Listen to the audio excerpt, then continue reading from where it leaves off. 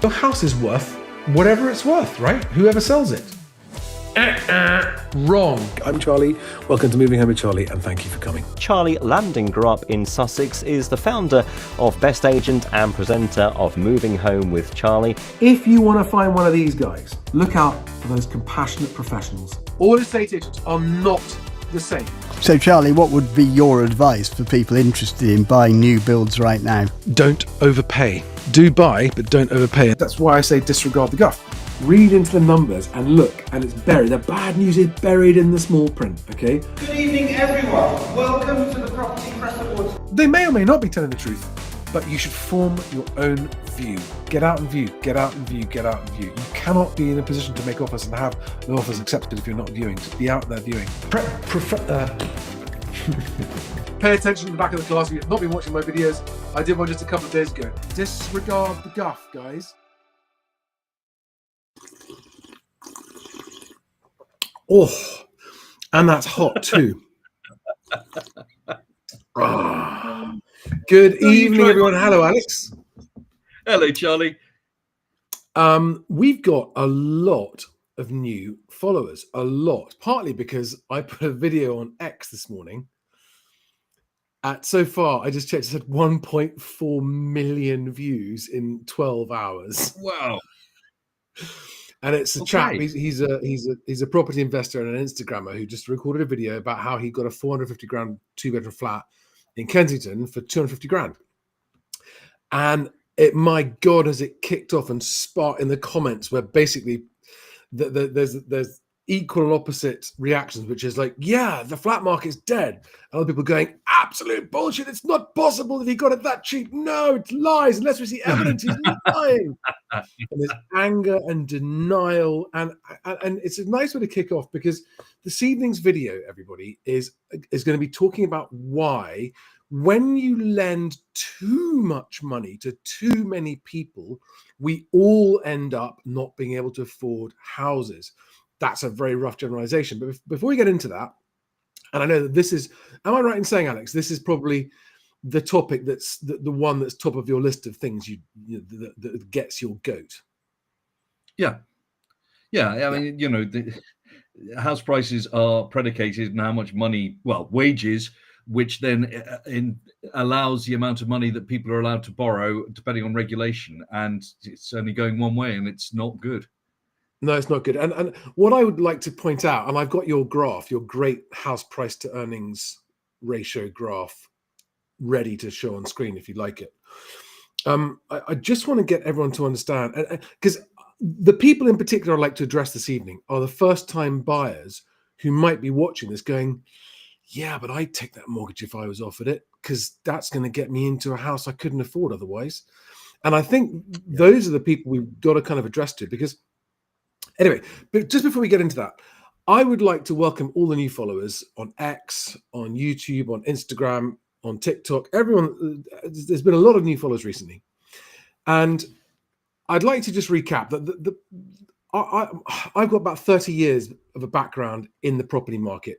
Most of it spent as a designer and seller of software to the estate agency industry. But before that, I had a handful of years in the city in London as a derivatives broker. And this channel, the purpose of the channel, the reason I launched it, was basically to share everything that I've learned from behind the scenes of the moving industry, having worked with estate agencies from the country's very biggest down to the country's very smallest, agents who sell the most expensive properties in the country in Mayfair, down to agents selling some of the cheapest property in the country, in cities in the north. And there's not much I haven't seen, and there's not much I don't know. And in fact, I actually happen to know that I am the most prolific designer of CRM systems for estate agents. No one else has built and released 3 systems to this industry. And there are 3 ways in which I like the content of this channel to help. And the stated goal of this channel is a home for everyone. That's my career goal. That's the stated goal of this channel. And through this channel, and also through my property website, Best Agent, I hope one day that maybe to achieve that within my lifetime, and if not, hopefully to hand over the mantle and we get things started and we end up there. And there are 3 ways the 3 groups of people I like to help, or 3 ways I like to help movers. And with Alex's help, as you'll see in this video, right? The first way is to help all of you who are currently moving right now and wondering what, for the love of God, has made it such a complete nightmare, whether you're buying or selling, or even if you're doing both. So here to help you guys, right? Buying, selling, both, here to help you guys with information about how to deal with bad estate agents, bad mortgage brokers, bad conveyancers, basically avoid them all. The second way I like the channel to help is to help those of you who are thinking of moving in the next year or so. And that's probably most of you actually that watch this. I tend to be people who are watching the market, considering a move, wondering whether to buy for the first time or stay renting, wondering whether to sell and buy and move or not, wondering what the market's doing. And so that's the second way that I like to help. Again, with Alex, and we look at house price data, and we look at market and politics, because politics impacts this market more than anything else. Some people say, oh, Charlie, this isn't the politics channel. You shouldn't talk about politics. It would be impossible to talk about the housing market without including politics, because politics is the number one reason it's in such a mess. But the third way, and the third way is what this video is about this evening, is for people to help people understand why the housing market functions so poorly and what we need to do, or what we need to stop doing, if we want the housing market to function better. And specifically, functioning better means being able to buy and sell in less time, with less uncertainty, improving liquidity in the housing market, more choice for both buyers and sellers. So this video is about exactly why mortgage lending, the good and the bad of mortgage lending, and why this article there that came out in the Express yesterday is terrible news for all of us. And if there are some of you watching this thinking, but Charlie, I made loads of money on property prices going up, I would like to point out to you that whilst you may feel like you've made lots of money, what have you now had to do with that money? You've had to give it to your children, because otherwise they couldn't afford to buy a house, right? And even if you've given them a deposit, they're having to borrow much more money than they would have done because your house price has gone up so much. So there is no free ride of, hey, we're going to make loads of money and it doesn't cost, no one else gets affected by this. Right, Alex? Yep. It's a wonderful fallacy. So let me just start by discussing, just quickly going through the salient point in this article. So this news article in the Daily Express yesterday, Nationwide and rivals Skipton and Yorkshire Building Society have written to Dame Meg Hillier MP demanding the right to increase mortgages for first-time buyers. Demanding, I tell you, you will. And let's just look at the actual rule they're trying to discuss. So 3 of Britain's biggest building societies are campaigning to be allowed to offer mortgages worth more than 4.5 times a borrower's salary. But Charlie, there are already lenders doing 5.5 and 6 times. Yes, but there are limitations, and that's what they're talking about. They claim, so the lenders claim, the move would help desperate first-time buyers. Do you hear that, Alex? It's going to help first-time buyers. It's going to help. Yeah. It's not going to. It'll help them into a lifetime of debt. Yes. Okay. So the bosses of Nationwide, Skipton, and Yorkshire have written to Dame Meg Hillier MP, who chairs the Commons Treasury Select Committee, in an effort to win support for the right to issue more high loan-to-income deals. And this is the point. At present, and for very good reason, lenders are restricted by a rule that only 15% of their new mortgage lending each quarter can exceed 4.5 times income. Well, that sounds to me like a fairly sensible rule, Alex. What do you think? No, I think 15% is way too fucking high. Okay. Okay. So, shall I get your graph up on screen? So that, because again, I think this is a very good place for people to start when if they're new to this topic. Yeah. Right. Yeah. Okay. I've actually got a few more graphs here which could prove useful, Charlie. I'm sure. Yeah, I expected that would be the case. But let's just. I'd love to talk about this.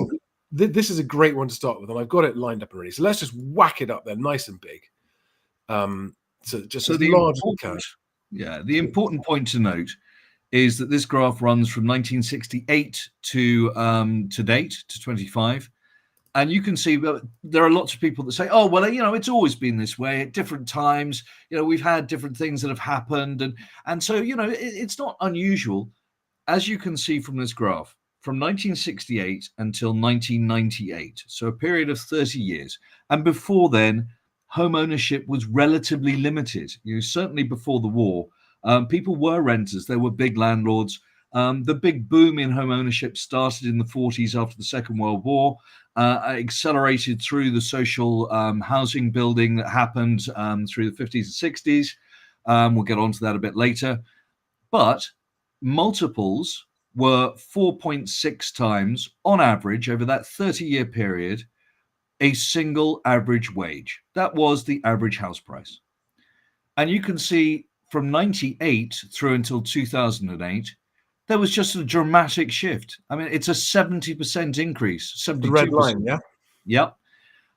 Because of a relaxation of lending. Now, let's not get ahead of ourselves. We'll go back. You can see that graph bumps up in 1973. There's quite a peak there. It gets to almost 6.5 times the average wage. There's another big bump up in the late 80s. And you go, well, okay, so there have been times where it's risen. Yes, but never to above 6.5 times the average wage in that 30-year period.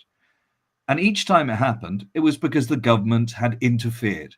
Mm-hmm. They had either relaxed credit controls, or they had removed rent controls, or they had expanded MIRAS, which was interest tax relief on the interest payments in your mortgage, which is what led to large endowment mortgages where it was all interest so that you could claim the whole thing against tax.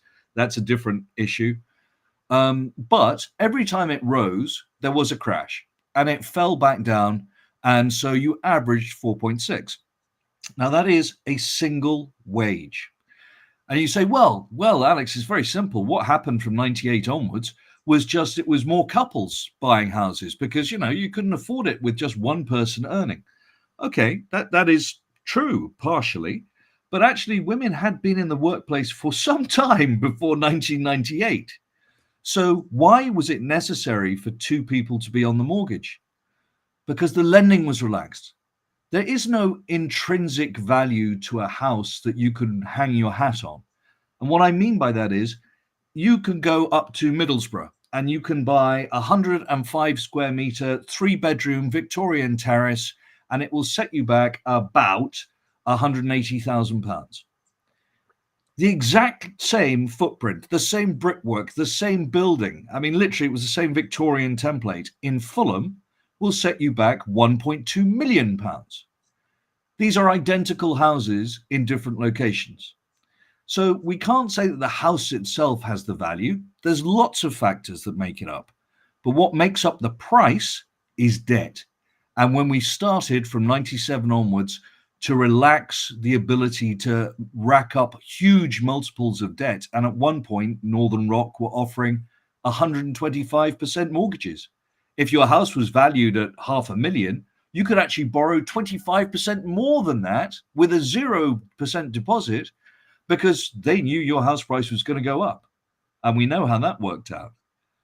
So since that rise, and it was a massive rise to over 8.7 times multiple of single wage in 2008, you would expect that there might be a crash, as there had been, all the way back down to that 4.6. But we suddenly had 0.5% interest rates. And although mortgages were slow to catch up, they did eventually, and Help to Buy was brought in, which helped to prop it up even further. And then there was stamp duty holidays and stamp duty reform, which helps, continue to keep it. And so ever since 2008, so for the last, approaching 20 years now, 17 years, the average multiple is 7.9 and it's got as high as 8.9. And that is what we're aiming for again with Rachel from customer service saying that, we're going to relax lending. It's going to be perfect. And okay, we'll extend terms. We're just going to keep that up there and houses will never become affordable. And the only people who'll be able to buy are those who can go to the bank of mum and dad, or they wait until they're in their late 30s, early 40s to buy, or they end up renting. And that's why we've had an 8% increase in the number of households renting since 2003. It's not, you don't want to be renting in retirement.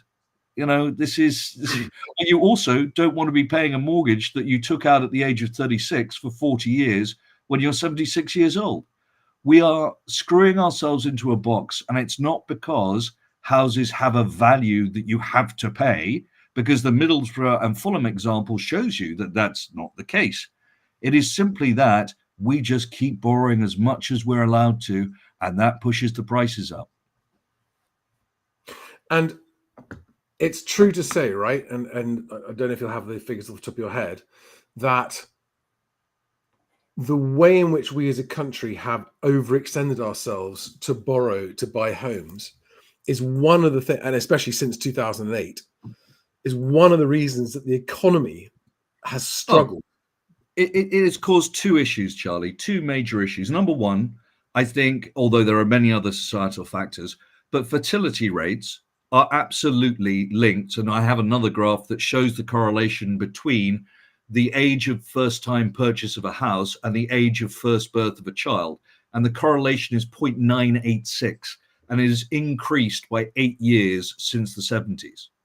And, you know, there is no doubt that it's affecting that.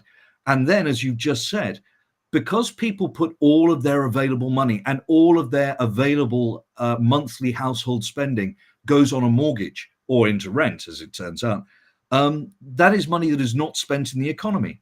Now, the residential properties in this country, across the UK, about 31 million properties, are currently valued at somewhere in the region of £8.5 trillion.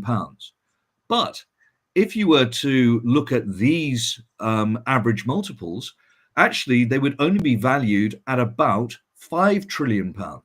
Well, that would mean that there was £3.5 trillion, which is 1.5 times an annual GDP, that could have been going into our economy, into companies as investments to be productive and actually produce something, rather than sitting uselessly in a supposed house value that has no relevance to anything that you're actually producing or using in your life.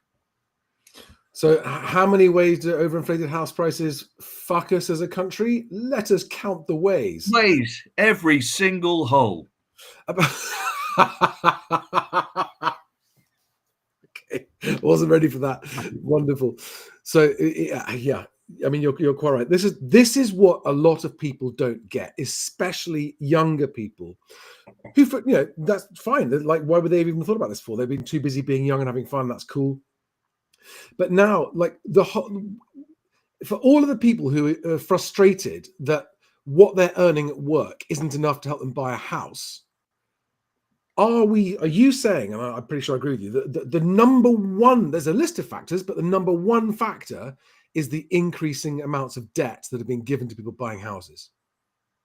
Yeah, I think so. I mean, you know, life is never that simple. It's not just black and white. There are so many factors. That's what I say. It's one of the factors, and it's one of the biggest, isn't it? So I think it's a very big one. All the correlations that you see between home ownership and other aspects, so investment portfolios, saving for a pension, having children. You know, people go, well, we've got no pensions. Of course, you've got no fucking pensions. You've got no money to put into a pension because you've spent it on your rent or on your mortgage. Oh, we've got no children. Well, you haven't got children because you were living with your parents. Yeah, exactly. So, I mean, there's a long list of problems that are symptoms of this overborrowing. Now, we're not saying that mortgages are inherently bad things, right? No. Because it's really important. I don't want anyone to think that we are anti-mortgage lending, because that's not the case, is it? No, but there has to be, and this is where I've put something up there which is lots of numbers, but I can talk you through it very quickly. Yeah, I'll come on to that in just a second. I can see that's ready, but I would just love everyone to get this point. If they don't watch our whole video, because we're going to go on about this for a while, I should think, just to understand that it's not just that it inflates house prices; it's the ripple effect of those house prices on society as a whole, yes, on the economy, on people's disposable income, on birth rates, on all of those things. And pretty much, I mean, in some way or another, most of the country's biggest economic and social problems are significantly influenced by houses being unaffordable to buy and to rent. Well, and as you've said many times, Charlie, and I absolutely agree, it is self-sabotaging, because if house prices were lower, there is plenty of pent-up demand from young people to buy houses. And there are plenty of people who would like to move for jobs, but they simply can't afford to with the stamp duty. It's just the moving costs are astronomical. Yeah. And it's self-defeating, because actually, if house prices were lower and there were more transactions, all of that money that was spent in could be spent in the economy on DIY stores, on soft furnishings, on removal firms, on even the estate agents would actually win with lower house prices and higher transaction volumes. But we've managed to create a total deadlock where we lose in every part of society. And you know something, when people ask me about this, and go, well, why is the housing market so absolutely dysfunctional and stuffed? And you kind of want to jump into what's wrong with the state agency and the housing process to begin with. But actually, number one, it's government after government interfering with bad policies, right? Yep. I mean, that's number one. And not just policies that affect lending and therefore house prices, but also policies that affect like stamp duty, that there are friction on social mobility, which is why you have the lowest social mobility in 50 years. It's just, and what's amazing is that the only agenda that seems to reach the headlines is house prices are going up, but lenders are lending more. It's a good thing. It's such a good thing. And we all go like zombies, go, oh, house prices going up. Oh, borrow, lend me more and I'll buy a house. And no one is stopping to go, hang on a second, maybe that's why we're so fucked now. Mm-hmm. It's because that, and maybe we've got to stop it. And maybe there's a balance to be struck. Because again, too many people think that this is a polarized debate and that, you shouldn't borrow money to buy a house. If you can borrow enough money to buy a home you want to live in, and it only consumes 20% of your take-home income. Yeah. And you can pay that mortgage off and leave yourself enough time to save up for your retirement. That's all good. All good. Yep. All good. But that's not what's happened. No. And that's right, what this your numbers. Okay, so everyone who's listening, I apologize profusely for this. It is a spreadsheet. There are lots of numbers, but it's actually very simple and straightforward. The only numbers that are parameters that are changed are highlighted in blue. This is the top three lines. This is an average person on an average wage. And you can see the headings are what's typical today, slightly looser lending, extremely loose lending, and are you fucking kidding me lending? And then in the final column, I've done what I believe is reasonable. So you can see that the average gross salary is 36,646. I did this a little while ago. It's actually gone up slightly since then. The effective tax rate is 18.4%, and that means your net per month is 2,492. So the average deposit today is around about 13.5%, primarily, I think, paid by Bank of Mum and Dad, but it is about 13.5%. You can see that as the lending loosens, I actually reduce the deposit amount that is required for each of these lending options. So you can see the deposit at the moment is an average of about 40K, and it drops down to 17.5 at extreme and 100% mortgage here. This is the mortgage interest rate, which currently is about 5%. I know people keep talking about, well, there's 3.99. Yeah, only if you have a vast deposit.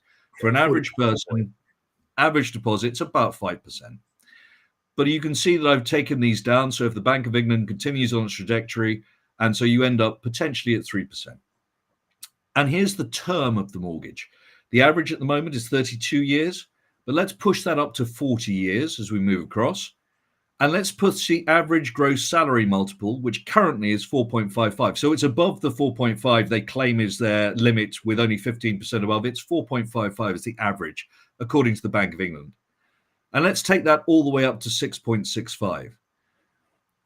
And in order to do that, we're going to have more joint mortgages. So you go from about 1.5. So, of every two mortgages, 1.5 of them would be, or sorry, let's put it another way. Of every 20 mortgages, 15 of them would be joint.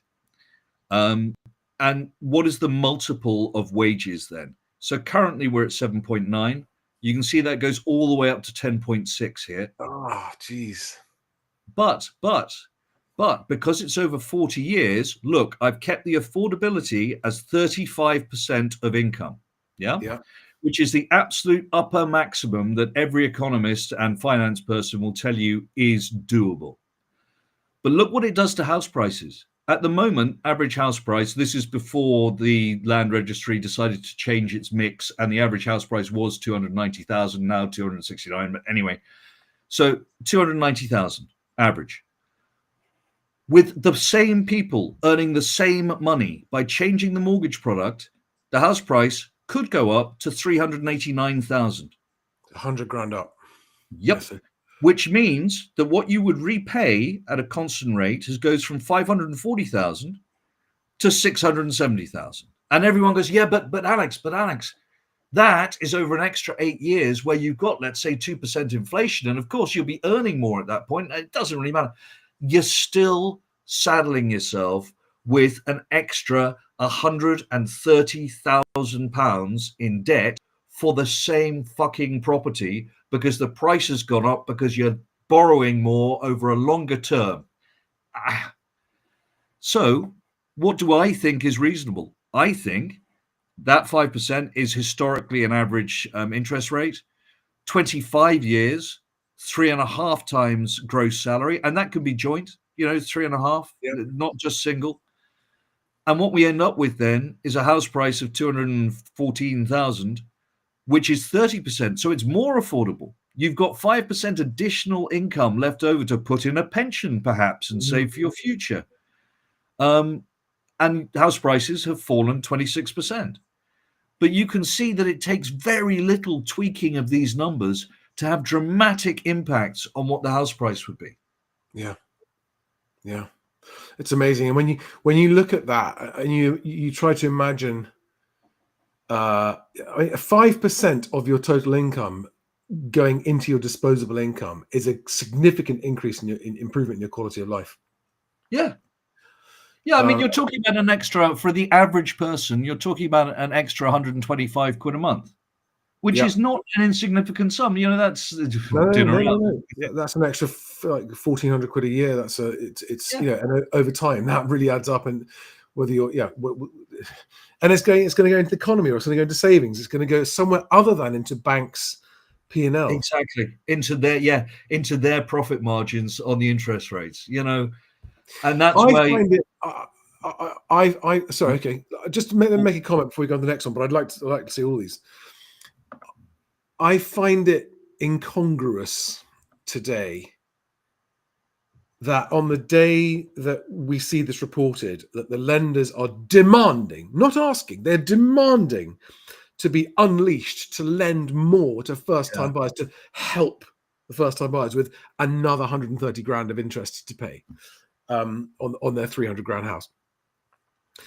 Is the same day that I have a video that goes viral because it's actually revealing the truth of what's happening in the London flats market. And so, I know it's different everywhere in the country. There are places where prices are going up, going down, different kinds of property, that kind of stuff. But there are places where property prices are really struggling. And in central London, I know it's agents I'm talking to are going, just don't want to sell flats. It's just dead. We just want to do housing. Don't want to sell flats. Nobody wants to buy a flat. Nobody wants to buy a flat. They're leasehold. Nobody wants to buy them. And they're either tired, knackered old ex-rentals and landlords getting out, because landlords, guess what? They're getting out. Because why? Oh, there's no more capital growth in there to cover the losses you make from void periods and tenants who don't pay their rent. And that guy's, I don't know if you saw the video, where he's basically saying there's so much to lose up people's housing value. At the same time that we appear to be seeing signs of, at least in certain parts of certain markets, actual crashy numbers, right? 15% down in 1 year in flats in central London, right? 15% down in 1 year. That's crash territory. We've got lenders banging the drum to lend more. It feels like we've kind of been here before, haven't we? So, sorry, I'll shut up now. Let me get back to your next graph. This dips off mortgages briefly. I'm going back to mortgages, but I know that there will be people sitting there going, oh, well, we just need to build more. That's what we've got to do, and that's going to fix everything. And Labour have said, Yeah, I know. But Labour have said they're going to build 300,000 houses a year for 5 years. It's 1.5 million. It's going to be fantastic. Just a quick reality check for everyone. This goes back to 1949. The blue line is private sector building, and the green line are housing associations and local authorities. So, and the bars are the total of the housing association and private sector added together. So the total completions. So New you build can completions. see, sorry, yes, new build completions. Yeah. So you can see the last time that we broke 300,000 was in 1981. And in order to do that, the housing associations built and local authorities built over 200,000 houses. We currently build less than 30,000 houses between housing associations and local authorities. And our average build for the last X years is about 180,000, nowhere near the 300,000. It's simply not going to happen. But even if it did happen, as long as credit is available, unless what you are building are social houses, if these are private, it's not going to change the house prices for the simple reason, and it's why the private sector are not building at the moment. There is no profit in it for them. The only way there can be a profit is why Help to Buy was invented. It wasn't to help the first-time buyers. It was to help the builders sell their houses. Build costs now are so expensive because of a combination of factors, one of which is planning, and the most important one is the land value. And also labour costs have gone up and material costs have gone up.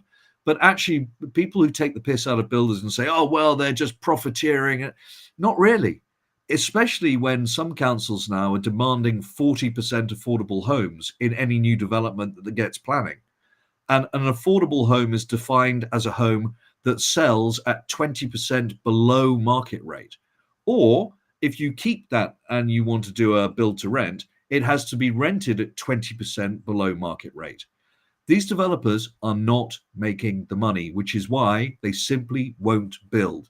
And if the private sector aren't building, and the housing associations and local authority, who are almost all bankrupt, aren't building because they can't afford it, there are going to be no new homes. And you look at that graph, right, and look at the bar, the vertical bar is showing the total number of built between private and public sector, or housing associations. And getting back to 300,000 a year would be like a massive step up of 50% over what the average of the last 50 years has been. It's the most ridiculous amount. Like, just to get it back to the 300,000 line, which is only halfway up, just get back to 1981 levels. It's not a chance. You have to jump 50% to get there. There's not a chance. Not a chance. Even if they had a following wind and everything was good, right? It's utter. But the point is this: it's a massive red herring anyway. This is one of the things that bugs me about all this, is that actually building more houses is cited as the solution to the problem, and it's not the solution to the problem. Because there are going to be changes in population, changes in demographics, and there are 1.5 million long-term empty homes already that could be deployed and used in a better way. And I'm not talking about people's second homes or Airbnbs, right? That's excluding those. These are long-term, vacant, empty properties. 1.5 million. The Labour government's entire term target in empty houses, right now.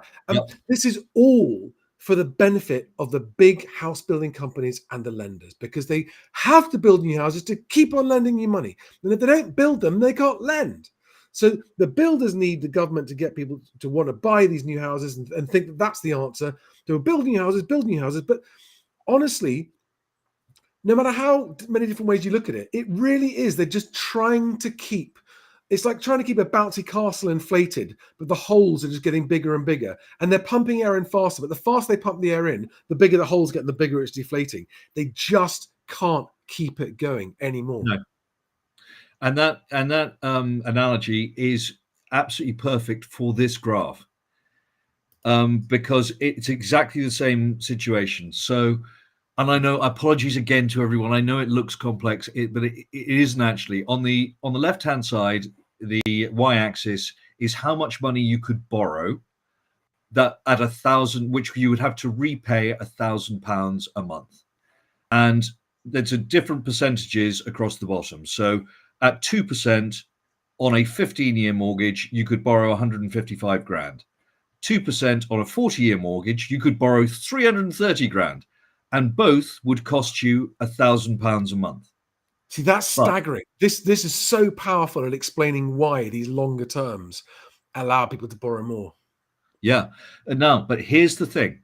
Do you notice that between 15, 20, 25, 30, 35, 40, the lines get closer and closer together? You get less of an advantage for every 5 years you add to the mortgage. Yeah. And as interest rates increase, you get even less. So that deflation you were talking about, keep pumping the air and keep pumping the air. Yeah. But if we were to go up to 6%, which, I don't think we are, but if we were to go up to 6%, you can see the difference between your 15-year mortgage at 120,000 roughly, up to your 40-year mortgage is only 180,000. There's only a 60 grand difference. For more than doubling the term. Yes. Whereas at 2%, there's a vast difference. You're talking about £180,000 difference between the two. Yeah. And that shows that at where we are currently, let's say the average mortgage 5%, could you justify, for instance, so the grey one is your average mortgage, that's a 25-year mortgage. Could you justify going to 30? Well, yes, you could. That's a pretty reasonable leap up. 30 to 35, less so. 35 to 40, not really, and that gets worse as you increase the rate. But here's the worst bit. So you've borrowed this money. This is your £1,000 a month repayment. At any point on this line, so if it was 4.75% and you borrowed 130,000 over 15 years, you would repay 180 grand. If it's 5% and you borrowed 210,000 over 40 years, you would repay 480 grand. So anywhere on that 40-year line at £1,000 repayment, you're going to repay 480 grand. And you can see it's £60,000 difference for every 5 years you add. It's that simple. That's the way maths works. If your repayment is £1,000, yeah, the numbers are numbering, aren't they? Yep. It doesn't matter what the interest rate is. The interest rate at that point is irrelevant. You're talking about that £1,000 a month repayment, which is where the interest rate factors in terms of how much you can borrow. But if you're on this line at 25 years, anywhere on this line, so any interest rate against the amount borrowed, you will repay 300,000. But on that 40-year line, you'll repay 480. So it's just the way. That's just, that is such a staggering difference, isn't it? Oh, but it's inflating away, and it doesn't matter. It's the commitment. Another saying is into my head here, which is the maths doesn't care about your opinions. No, it also doesn't care about your life plans when you go, but it's okay because I'm going to get pay rises every 2 years. I'm going to get a 10% pay rise, new job. I'll get married to someone who's got money, and therefore it's all going to be all okay. I'll just do this. There's no chance I'll ever be unemployed. And, this will be my pension because, by the time I'm 70, this house could be worth 5 million. Oh, for God's sake, man. That was actually not a bad thing to say in the 1960s, but we aren't there anymore. That's exactly the point. And I think there's something I'd like to point out to everybody that's watching, which is that at the first time buyer level, it's a completely different market to the other markets. And none of the national house price indices are breaking it down thoroughly enough. It certainly isn't hitting the headlines, because we are getting localized house prices really tumbling, certainly leasehold flats in London especially. We are getting places in the country where there are just weird pockets, isolated places where they're going up weirdly high and other ones where they're going down weirdly fast. But at the first time buyer level, there's this sort of non-stop level of demand, almost all of which is funded by debt. Yep. and that's without that debt and without more of that debt, it just can't keep it going up. But above that, where there isn't so much debt funding it, those values are coming down. And again, it underlines your point that it is debt that pushes prices up more than anything else. Yes. Not cash purchases. No. I mean, although there's lots of talk about inheritance and how the boomers are going to pass on all this money and people be rich cash buyers. What nobody seems to take into account is that these big houses, which boomers are not selling because they don't want to have to pay the stamp duty and the moving costs, and there are other emotional ties to a house they've lived in with their family for 40 years. And so they're rattling around 1 or 2 people in a 5-6 bedroom house. That's all true. But today, the maintenance costs for that house, the running costs for that house are so high that there is no way that the price that they think it's worth will be able to be afforded by the younger generation, who will have to pay inheritance tax and sell the house. It never ceases to amaze me how much the headlines just cover up what's really going on somehow. First of all, transaction volumes themselves are reasonably stable. They're like 5-6% up on this time last year. Cool. People never stop needing and wanting to move house. But what people don't realize is that transaction volumes are about half what they could and should be if we'd maintained the moving level per person that we had in 2006. And that's come down for a number of reasons. And actually, if you were to really unlock demand and just let the market prices do what they may and stop interfering and meddling with them, you'd see transaction volumes perhaps triple from where they are now. And not more people could afford houses, and people would have more money in their pocket, and life would be good again. It's difficult to overstate just how much the quality of life in this country has been absolutely ruined by this zombie apocalypse of chasing high house prices. And you know what it is? It's because it's free money. Yes, of course. Yeah, and there are a few things more addictive than free money. Just ask gamblers. This is the problem. It is, rampant house price growth is legal free money. Free money, and no capital gains tax. All good to go. And if you look at the reactions underneath that video, the video I posted today went viral. It really is. There's some anger, some real anger. Like, this guy's talking absolute bollocks. No way. And there's some like angry denial and delusion in there about it. And there's some people cheering it and going, "Yay!" It's difficult. Gordon Gether made a nice comment. Help to die, drowning in debt. Yeah, pretty much. And Chris Jordan makes a good point. Homes consume so much of everyone's pay that life has diminished because of it. Absolutely right, Chris. Yeah. Quality of life before 2008. Well, actually, before 2004 was the big turning point. It was at that point that house price multiples became really unaffordable. They broke any previous record of the last 30 years.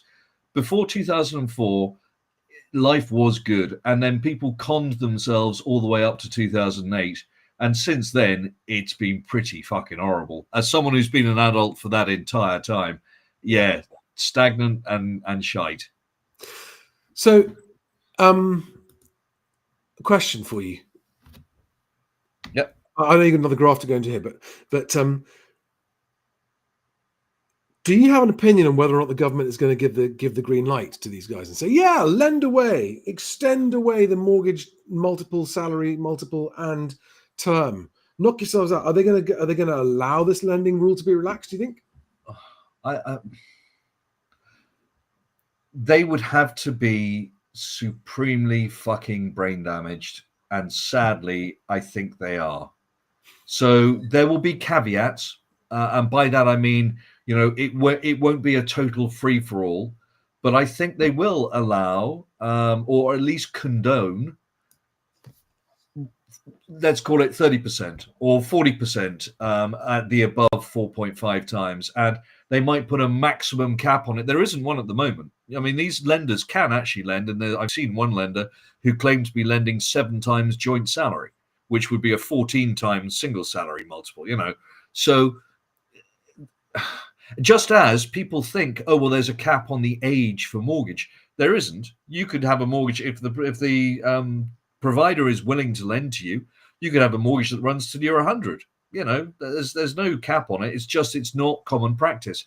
And I'm hoping that the banks will regulate themselves because they're too worried about the risk. Have we got Patricia on this evening? I haven't seen her this evening. It's a shame because she normally will jump in on that. I think she feels as well that just whatever Rachel says, the Skipton mortgages where they keep doing this. Oh, we're going to do 6 times and we'll do it over 40 years, and all the mortgage brokers say, yeah, but nobody ever takes those mortgages. That's just a gimmick to get them publicity. Yeah. I think that this will be the same with Rachel Reeves. I'm just hoping that most of the sensible lenders will not lend at these multiples. Oh, Patricia, she is there. So Patricia, I'm thinking that you may believe that the banks will not take on the risk of these stupid multiples and terms, and in fact, it will self-regulate no matter what Rachel says. Is that right? Yeah, okay. Yeah, that's what I thought. That's my hope, Charlie. Do I think the government will allow it? Yes. I hope the banks will go, maybe not. Well, my next question to you is going to be, what would you say to a first-time buyer who's worked hard, saved up their deposit themselves, a couple, right, a young couple, maybe they've been working and saving, like really furiously saving for 5 years. They've got a deposit big enough to buy a house, and there's a lender who's come along and said, we'll lend you, and I'm not talking about the long-term fixes, right? But someone who comes along and goes, we'll lend you 5.5, 6 times your salary over 35 years. And these first-time buyers are going, but look, this gets us out of our parents' house, and when we can start a family, and we can afford it. Why shouldn't we take it? Okay, you can borrow as much as you bloody like, as long as it is no more than 30% of your household income between the two of you after tax. How's that? Oh, well, that's your recommendation. Yeah, go by affordability. Allow yourself enough money. People are pushing it much further, and this includes. Yeah, okay, but what if that affordability, that 30% of take home income, but is only that because they're doing a 40-year mortgage? Well, no, I don't. Look, if they're 25 years old and it's a 40-year mortgage, I would condone it more than I would if they're 35 years old and it's a 40-year mortgage. Right. But every circumstance is different, and this is the problem with this. It's nuanced. What I would like to say is, no, do not take anything that is more than 30% of your disposable income, or sorry, your after-tax income over 25 years. That is the most that you can borrow. Do that, and you will always have a happy life. Yeah. It's just interesting looking at. So Winston Fahrenheit says, "Yep, they will. My nephew just got a 40-year mortgage as a first-time buyer." Winston, how old is your nephew? Out of interest, are they in their 20s or their 30s, or God forbid their 40s? Yeah, there are people in the comments here saying that guy is a bullshitter. Talking about the guy. Have you seen the video in question, Alex? I have. Yeah. Yeah. I don't think he is. I don't think he needs to. I could be wrong. I don't know. He might be just making it up. But he seems to have a very high profile. He's been on TV as a property investor, commentator, and he's got a big portfolio. And he drives around London in taxis, filming himself, talking about how cheap he gets everything. Yeah, it wouldn't make sense for him to lie, because it wouldn't make sense. Found out, that's his whole shtick gone. Yeah, and I got my the first flat I ever bought. I got nearly 40% below asking price. And the point is that these situations do happen. Some people go, oh, it's a short lease. Okay, we don't know what the lease length was. We don't know what the condition of the flat was. What we know is, taking him at face value, is that the asking price is 450,000, and he offered 250,000, and he got it. So he got about roughly 40% off the asking price. Now, as we all know, if you've watched the channel a long time, asking prices don't mean anything. They're just someone's wish. Yeah. And a lot of sellers, including people I know and love. By the way, I've got a really happy story about that in a minute. I just haven't been paying attention. I just have not been paying attention. about what's happened to house prices and are completely being blindsided by what's happening in the market, especially the flat market.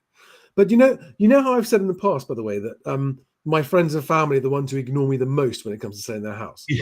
Right? Yes. They either they don't ask me for any advice at all, or they come to me and ask for my advice and then completely ignore it. No. A very close member of my family, I didn't know, was watching my videos, not asking me for advice, watching my videos, and then followed my advice precisely, selling a leasehold flat in London and got it sold in a week over asking price. Fantastic. And I did, and it was amazing. And I didn't even realize when that person told me later that they'd done that. I didn't realize what they were saying. What they were saying was they had followed my advice to the letter. I was like, what? Someone in my family listened to me. Yeah, but they couldn't admit it to you just in case you started crowing. You see, so it was. Well, they have admitted now, and they Yeah, thank now me. it's done. I've got a couple of questions I wanted to take. Oh, he's Winston Fahrenheit said he's 30. Okay, so a 40-year mortgage at age 30. So if he goes to term, it'll be 70. He's paid it off, I suppose. But Which will be a retirement age for a 30-year-old. yeah, but I in all likelihood, unless things don't go well, let's not start talking about AI and jobs yet. But most people will usually end their mortgage sooner than the full term. I think that is quite typical. People, as their salary increases and they've got savings and other stuff happens. I love the way you're getting as bad as those people. As their salary increases and what do you think the next 30 years are going to look like?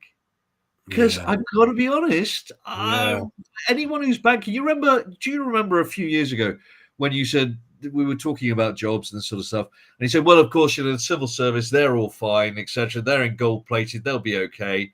And I'm going, I don't think so. Have you noticed that the budget cuts are coming for the civil service and that people are going to have to disappear? It doesn't, and it gets alarmingly little coverage. To be fair, they did add 100,000 roles over COVID, so there's quite a way to go yet. Yeah, and you're right. And the prospect of future wages and employment. I mean, have you noticed how much the Labour government stopped talking about growth now? They haven't talked about it for a while. No. Or did you not see John Stepek did a perfect takedown of Keir Starmer's tweet? Whoever does Keir Starmer's account, we that 22 billion, we've recovered the black hole and we've got into growth. We are, Labour's fixed all of this. In fact, we're doing so well. It's all so profitable that we can now give the heating back to, the pensioners, and that's how well we're doing. It's like, fuck me, that is ultimate level trolling from Keir Starmer. What did John say to take it down? Did you know? He basically said this is next level trolling. This is very impressive. Yeah. Okay. More questions. So Nick Jones says, does the Stig think we're getting an economic boom soon? No, Nick. No, I do not. Mr. Beats asks, are you against second home ownership, brackets landlording? No, I'm not. No.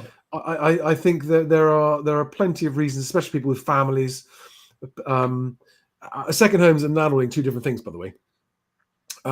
But everyone who rents relies on a good landlord. You can't rent a home without a landlord, and this is one of the things where the rent campaigners they're not allowing the mathematics into their head about this. We want cheaper rent, but we don't want any landlords. No landlords, but we want places to rent, but we don't want landlords, okay? No landlords. Landlords are parasites. We don't want landlords, but we do want places to rent. Yes. It's like, it just blows me away. There's nothing wrong with a landlord who has a happy tenant. And by the way, the majority of tenants are happy. We just never hear from them. They're too busy enjoying their life, right? Thanks to their good landlord. We never hear them complain.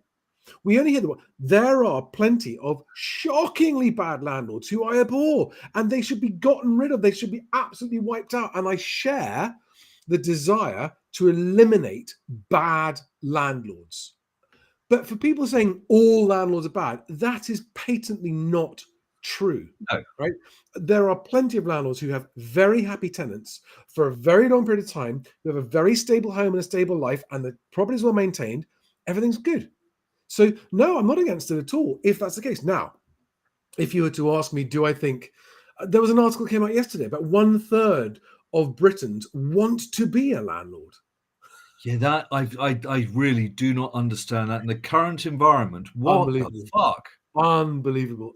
You don't even get tax relief on your mortgage payments now. So speaking as a former landlord myself, yes, it was some time ago, but speaking as a former landlord myself, there were days when you really could make good money being a landlord. You really could make good money being a landlord. There were some people who lost it. You could get it wrong, but if you were sensible and followed precautions, and you bought well, and you chose tenants well, and you managed your relationships well, there was really good money to be made being a landlord. And so, in those circumstances, if they were the same today, I would say, yeah. If you plan to look after your tenants, and if you understand that it is not a simple investment, but you are the provider of someone's home, and that has obligations over and above maintaining the property, right? That has an element of humanity required in that. Yeah. I would say, yeah, it's been pretty reliable for a very long time.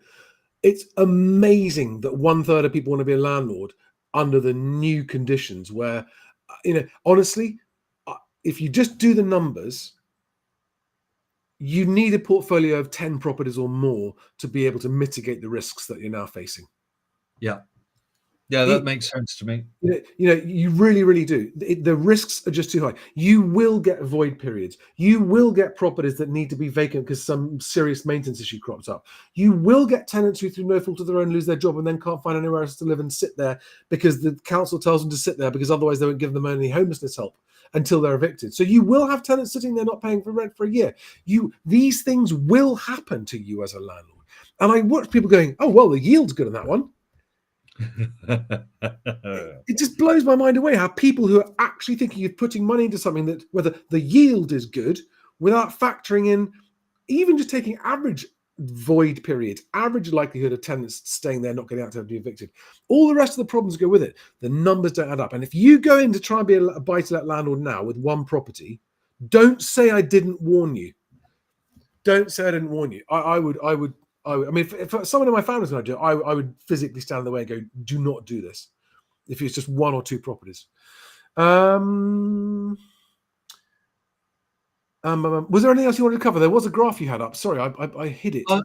It was just very briefly for people just finishing off the mortgage conversation, because again, people will go, oh, well, as interest rates fall, mortgage rates will fall, yada, yada, yada. And that's not true either, is it? This is interest rates. So Bank of England interest rate is the white dashed line from 1997 to 24. And you can see, unsurprisingly, that we had the massive crash in interest rates in January 2009, where they went from 5% to 0.5% and pretty much stayed there all the way through until they hit 0%. White dotted line, yeah? Yep, white dotted. And that is Bank of England rate. Yeah. Now, what you see above that are the different mortgage types: the 2-year fixed, 3-year fixed, 5-year fixed, 2-year variable. And the 2-year variable, you can see from 1997, absolutely tracked the Bank of England interest rate. It just sat there tracking it. Yeah. That was the variable rate. The others, because you'd fixed and therefore, the bank was taking some risk, they were slightly higher, but again, they followed the pattern. Now, what happened when interest rates crashed to 0.5%? Well, what happened was none of the banks and none of the traders believed that interest rates could possibly stay there. And so you'll see that, yes, mortgage rates came down, but it took them all the way until 2017 before they actually came even close to the Bank of England rate. Yeah. And then they were still 1.5% above. And then, of course, in 23, 24, everything went back up. And guess what? Mortgage rates went up just as fast as interest rates went up. Now, when they come back down again, which they will a little bit, they already are. But we've noticed in the last week, mortgage rates have gone up, haven't they, Charlie? Yeah. I haven't been watching closely, but yeah, mortgage rates are ever so slightly edging up. And people are going, well, I don't understand. Interest rates are being cut. They've come down. mortgage rates are not determined purely by the Bank of England rate. It is a good indicator. Generally, if the Bank of England rate is going up or going down, mortgage rates will follow at some point. But it is not the only indicator, and it's not what they're predicated on. They are predicated on SONIA swaps and overnight rates, etc. And that depends on what the market believes is going to happen.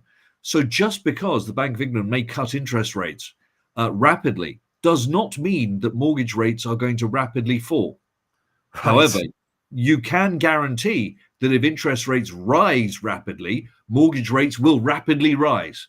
Yes. So just for those people, the worst time in some respects to take out a mortgage was between 2009 and 14, because so much more of your money was just going into bank profits. Thank you very much.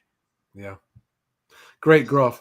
And guys, for anyone who's new and you want to see some more of Stiggy's excellent work, you follow him on X, where he says Alex Groundwater. I've put a link below. You can go and look in his media and you'll find all these graphs. Go and have a good look at them. Right, I reckon it's time to wrap it up. Even though we've got 1,100 people watching us live at 11 p.m. Bloody hell. Yeah, 1,108 people currently watching live. Most of them on X. A lot on YouTube. Yeah, and actually there's some more because that's missing some places. But yeah, thank you very, very much for your insights. Again, pleasure, mate. And I just hope, I really, really hope that more and more people continue to wake up, do their research, be a bit more careful, don't overextend, and most importantly, don't overpay. And in a nutshell, people go, Charlie, what does not overpaying mean? It means the price you're thinking about paying. If you were to put it back on the market the next day, could you sell it for the same amount? Because if not, you're probably overpaid. Overpaying. Maybe you can afford to. Maybe you can afford to, but that goes into more detail there. Guys, thank you very much. I'm just going to wrap it up. Thanks for watching. If you want to keep up with what's happening, then just sign up for my newsletter, which I send out every week. mhwc.co.uk/newsletter. And in that, you'll get lots of information about all the other ways that I can help you. And that comes out every Friday at the moment. Alex, thank you very much, sir. Good evening, pleasure, good mate. night. Cheers, good luck. And Catch thank you to everyone for watching. Welcome to all of the new subscribers, and we'll see you on the next one.